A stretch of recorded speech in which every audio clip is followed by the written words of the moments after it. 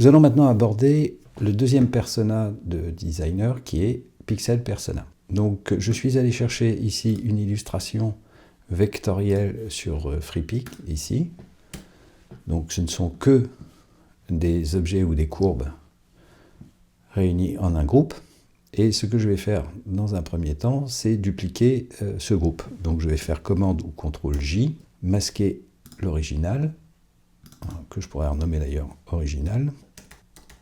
Hop, voilà, comme ça je sais. Et donc ce groupe-là, comme je vous le disais, comme on va être sur un univers de pixels, eh bien il faut justement que je le pixelise. Et pour le pixeliser, je vais dans Calque, et en fait ils appellent ça tramer. Alors je trame.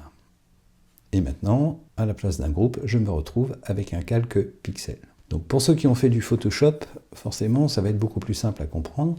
Alors attention, les outils que vous avez à disposition dans Pixel Persona sont relativement limités. On est vraiment dans quelque chose d'assez simple, et c'est ce que je vais essayer de vous montrer d'ailleurs par quelques exemples. Je ne vais pas m'étendre, parce que ça s'adresse plus aux illustrateurs qu'aux gens qui ont peu de choses à faire avec.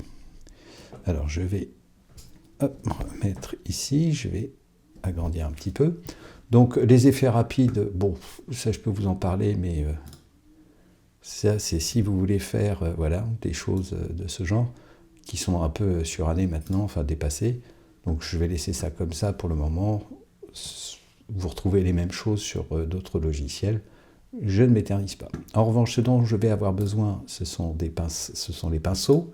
Et pour le coup, là, je vais prendre gouache. Donc, très rapidement, les outils de sélection. Avant tout, regardez bien ici le mode de sélection. Par rapport à chaque outil, vous voyez que j'ai nouveau, ajouter, soustraire ou intersection. Et chaque outil peut avoir son mode. Donc, faites bien attention à corriger. Faites bien attention à bien choisir le même mode si c'est ce que vous souhaitez, bien entendu.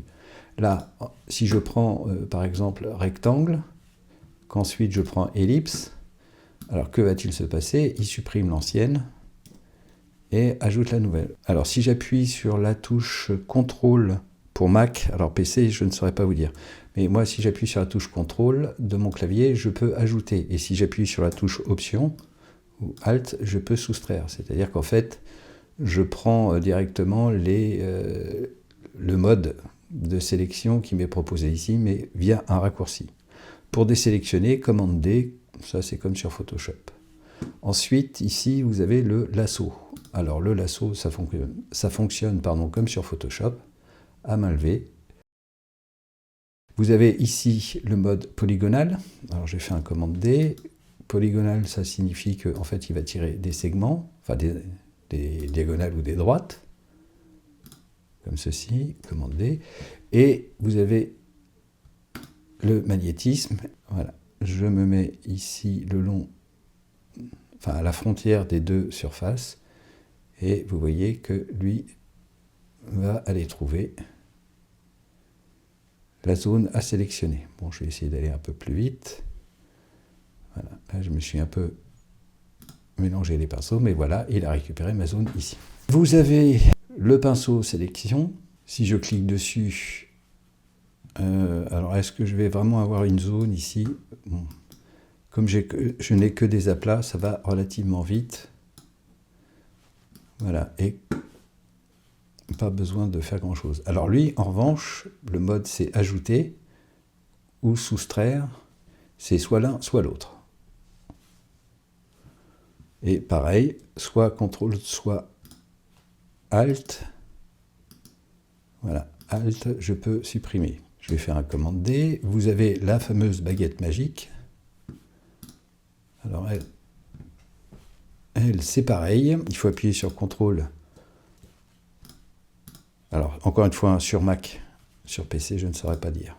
Voilà. Si je veux sélectionner tous les noirs de l'illustration, je peux très bien utiliser, étant donné qu'on est sur du vectoriel, ça va beaucoup plus vite, de le faire ici avec la baguette magique.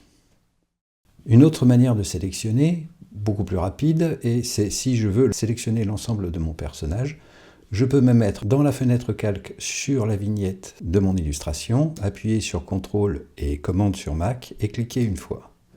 Et là, automatiquement, il va me sélectionner toute la silhouette donc, de mon illustration. Je clique ici en bas, masque de calque.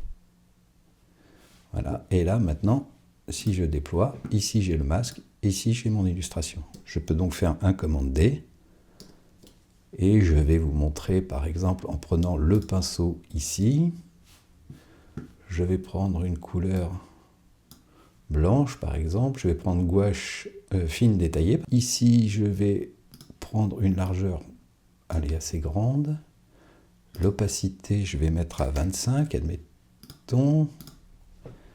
Hop, voilà, et le flux à 25 aussi. Voilà. Et regardez bien, là, vous voyez que je vais le faire de façon très grossière. Hop. Alors, il faudrait que je prenne une autre couleur qui soit plus visible. Voilà, si je prends le rouge et que je passe dessus, vous voyez que ça passe effectivement sur mon personnage, mais pas à l'extérieur.